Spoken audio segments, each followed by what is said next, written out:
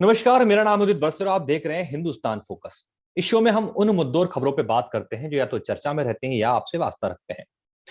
आज चर्चा है एलजेपी की। दिवंगत नेता रामविलास पासवान की पार्टी लोक जनशक्ति पार्टी में टूट हो चुकी है। अभी तक उनके बेटे चिराग पासवान न सिर्फ पार्टी के राष्ट्रीय अध्यक्ष थे बल्कि संसदीय दल के नेता भी थे। लेकिन अब पार्टी के 5 सांसदों ने मिलकर चिराग पासवान को अपना नेता मानने से इनकार कर दिया है। खबरें आ रही हैं कि चिराग पासवान के चाचा पशुपति कुमार पारस को सांसदों ने अपना नेता चुन लिया है। इस पूरे घटनाक्रम पे हम बात करेंगे हिंदुस्तान के पॉलिटिकल एडिटर भोलेनाथ जी से। सर, बहुत बहुत स्वागत है आपका शो में। धन्यवाद उदय जी। सर, सबसे पहले बताइए कि ये घटनाक्रम है क्या, मतलब क्यों चिराग पासवान को अपनी ही पार्टी से बाहर का रास्ता देखना पड़ा? देखिए, इसके लिए हमें थोड़ा पहले जाना पड़ेगा। जब विधानसभा चुनाव का मसला आया था, उस समय चिराग का ये डिसीजन हुआ था कि वो अकेले पार्टी को लेकर के चुनाव में उतरेंगे। तो उस समय भी एनडीए से चुनाव में अलग उतरने के उनके फैसले का पार्टी में काफी विरोध हुआ था और अंदर में मतलब बहुत मुखर विरोध था, जिसको कि उस समय तब शांत कर दिया गया था किसी तरह से। पार्टी के इनके सांसद और प्रमुख नेता जो है वो नहीं चाहते थे कि एनडीए से अलग होकर के लोजपा चुनाव में जाए।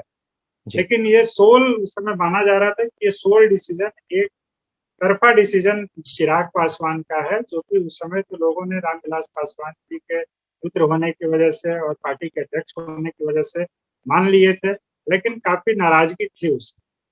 बाद में जब चुनाव हुआ और लोजपा का जो प्रदर्शन इतना खराब हुआ कि मात्र एक सीट किसी तरह से वो जीत पाई लोजपा, तो उसके बाद से ये विरोध का स्वर ऊपर होने लगा क्रमशः।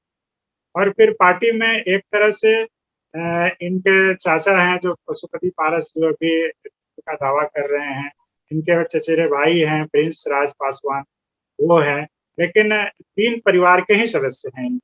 लेकिन ये जो है, ऐसा देखा जा रहा था कि उनकी सारी बातें दरकिनार करके ये एक तरफा फैसला ले रहे थे, अपनी बात चला रहे थे।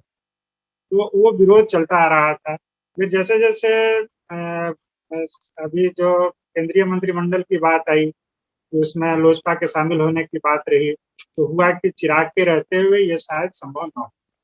तो इनके पार्टी के लोग जो हैं वो नहीं चाहते थे कि एनडीए का दामन छोड़ करके हम लोग, तो एक बार फिर से गोलबंदी शुरू हुई, जिसका के नतीजा कल रात को अंतिम परिणाम तक पहुंचा, जिसमें कि 5 सांसद, जिसमें कि पशुपति कुमार पारस और प्रिंस राज समेत जो इनके 3 बाकी सांसद हैं, वो एक तरफ हो गए और चिराग अलग थलग पड़ गए। और मेन डिसीजन का, इस तरह के डिसीजन का जो उनके पार्टी जो भाई जो बात, उसकी मुख्य वजह यही थी कि चिराग अपनी मनमानी चला रहे थे, पार्टी के लोगों को विश्वास में नहीं ले पा रहे थे। अपना कोई भी डिसीजन जो लेना चाहिए तो पार्टी का एक फोरम होता है, डेमोक्रेटिक फोरम होता है, उस पर सारी बातें रखते हैं और सारे लोग के मन टटोलते हैं, उनकी राय ली जाती है। वो सारी बातें गौड़ हो गई, तो सारी बातें नहीं, तो उसका एक विरोध पार्टी के अंदर जो चल रहा है, तो धीरे धीरे विधानसभा चुनाव के बाद फिर जाकर के इस समय जो उसका रिजल्ट आया, तो इसलिए आप कह सकते हैं कि इसकी शुरुआत जो है विधानसभा चुनाव के समय पड़ गई। मतलब साथ न लेके चल पाना एक बड़ा ट्रिगरिंग पॉइंट रहा इस पूरे मामले का सभी को।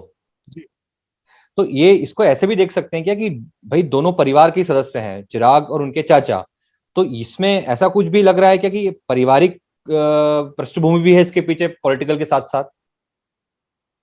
देखिए, रामविलास जी जब तक थे तब तक वो न सिर्फ परिवार को बल्कि अपने पार्टी के सारे नेताओं को साथ लेकर, उनमें एक बॉन्डिंग पावर था, जिसकी वजह से वो सबको जोड़ करके चलते, जिसका कि रामविलास जी के जाने के बाद, उनके निधन के बाद एक अभाव बहुत तेजी से दिखा। ये सब लोगों को साथ नहीं ले पा रहे थे, सब लोगों के साथ बैठ करके निर्णय नहीं कर पा रहे थे और एक तरफा चीजें फैसले ले रहे थे। तो वो कहीं ना कहीं पशुपति पारस को भी साल रहा था, कहीं उनके भाई प्रिंस राज को भी लग रहा था कि वो इग्नोर फील कर रहे हैं। और पार्टी के सांसद जो हैं वो काफी सीनियर लीडर रहे हैं और काफी लंबा जुड़ाव रहा है उनका रामविलास पासवान। मतलब आप समझिए कि लोजपा के स्थापना के समय से ही रामविलास पासवान से जुड़े रहे थे और रामविलास पासवान जी इनको काफी महत्व देते थे, काफी सम्मान देते, जी जो कि कहीं न कहीं इनको लग रहा था कि वो सम्मान उनको चिराग से नहीं मिल पा रहा। तो जी। वो भी एक कारण रहा है इस पूरे घटनाक्रम का कि उनके अलग होने। अभी अच्छा, जो है, जो स्थिति है कि एक तरह से चिराग अलग-अलग हो गए हैं और बाकी 5 सांसद, 6 में से 5 सांसद एक तरफ। तो इस पूरे घटनाक्रम को अगर हम देखें तो बिहार की राजनीति में इसका कितना बड़ा इम्पैक्ट देखने को मिलेगा फ्यूचर में? देखिए ऐसा है कि एक तरफ तो अब ये पशुपति पारस अभी से ही ये दावा करने लगे हैं कि वो एनडीए के ही घटक दल हैं। तो अगर ये पूरी तरह से चुनाव आयोग में जाकर के और पूरे पार्टी का एक तरह से दायित्व संभाल लेते हैं, तो संभव है कि बिहार की सरकार में भी ये शामिल हो जाए और एनडीए का एक धड़ा जो लोजपा के रूप में अलग हो गया था एनडीए से, वो फिर से जुड़ सकता है।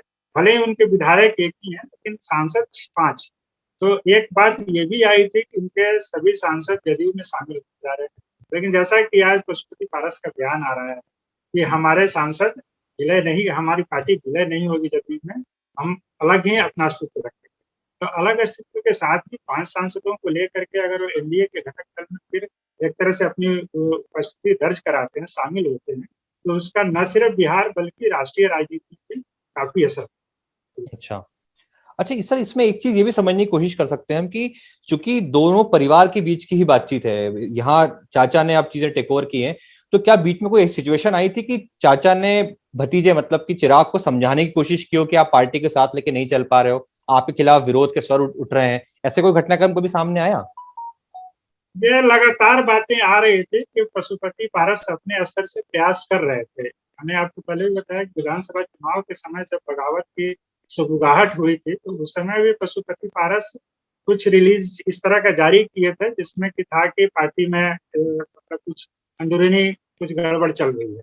लेकिन बाद में जब उन पर दबाव पड़ा चिराग का और दूसरे सारे लोग एक साथ हुए और जब बात बैठ करके हुई तो हुआ कि ठीक है अभी इसको वापस ले लिया जाए। उस समय एक फैसला ये बड़ा हुआ कि प्रिंस राज को बिहार प्रदेश लोजपा का अध्यक्ष भी बनाया गया, एक बड़ी जिम्मेदारी दी गई और इसके साथ ही उस समय ये बात दब। लेकिन पशुपति पारस लगातार इस प्रयास में थे कि चिराग जो है सबको साथ लेकर के चले और पार्टी का एक जो डेमोक्रेटिक फोरम होना चाहिए उस पर फैसले लिए जाए।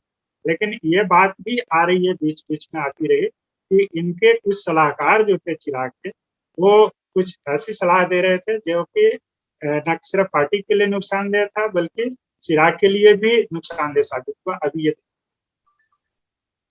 तो इस पूरे घटनाक्रम में अब चिराग के पास क्या बचा है हाथ में अब? देखिए चिराग की जहाँ तक बात करें तो एक बार पहले वो फ़िल्मी दुनिया में भी अपना किस्मत आज़माने की कोशिश किए थे, लेकिन वहाँ भी ये नाकामयाब रहे थे। अब जो है रामविलास पासवान जी अपने जीवित रहते हैं इनको पार्टी में स्थापित करने की भरपूर कोशिश की। इनको संसदीय दल का अध्यक्ष बनाया, फिर राष्ट्रीय अध्यक्ष बनाया और काफ़ी अपने भाई राम पशुपति पारस को, अपने भतीजों को सबको साथ लेकर के इनको एक नेता के रूप में स्थापित करने की कोशिश की। लेकिन चिराग अभी जो सब चीज़ें सामने आ रही, उससे लग रहा है कि चिराग इन सारी चीज़ों को सँभालने में और सबको साथ लेकर चलने में नाकाम साबित। तो अंतिम एक सवाल का जवाब और दीजिए सर कि अब चिराग के पास आखिरी ऑप्शन क्या बचा है इस पूरे घटनाक्रम में?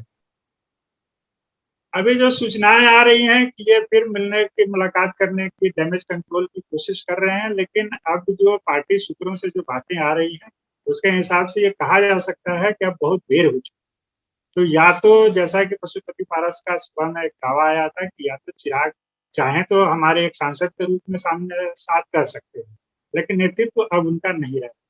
तो चिराग की स्थिति अब ये है कि अगर पशुपति पारस मानते हैं, जिसकी संभावना बहुत कम है, तो ठीक है चिराग को फिर वो ताज मिल सकता है, अध्यक्ष बन सकते हैं, लेकिन उसकी उम्मीद काफ़ी कम है जैसे मैं आपको कह रहा हूँ।